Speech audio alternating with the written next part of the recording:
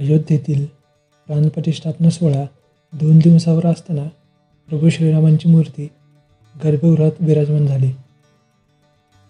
मूर्ती गर्भगृहात विराजमान होण्याच्या प्रक्रियेला 4 तासहून अधिक वेळ लागला. मंत्रोच्चार विधीसहित रामलल्लांची मूर्ती गर्भगृहात स्थापित झाली. यावेळी मूर्तिकार अरुण योगीराज व इतर संत महंत उपस्थित होते. श्रीराम जन्मभूमी तीर्थक्षेत्र ट्रस्टचे सदस्य अनिल मिश्रा यांनी मूर्ती स्थापन करताना प्रधान संकल्प केला. प्रधान संकल्प म्हणजे रामलल्लांची प्रतिष्ठा सर्वांच्या कल्याणासाठी, राष्ट्राच्या कल्याणासाठी आणि त्यांच्यासाठीही ज्यांचे मंदिराच्या कार्यात योगदान आहे. दरम्यान रामलल्लांच्या मूर्तीच्या डोळ्यांवर पट्टी आहे.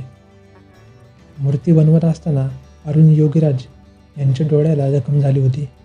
चिन्हकाम करताना दगडाचा एक अगदी छोटा तुकडा अरुण योगीराज यांच्या डोळ्यात शिरला. दगडाचा तुकडा शस्त्रक्रियेने काढावा लागला.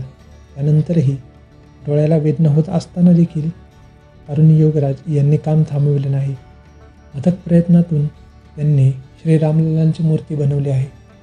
सोशल मीडियावर रामलल्लांच्या मूर्तीचे छायाचित्र प्रसिद्ध झाले असून अनेक भक्तजन भावुक झाले आहेत.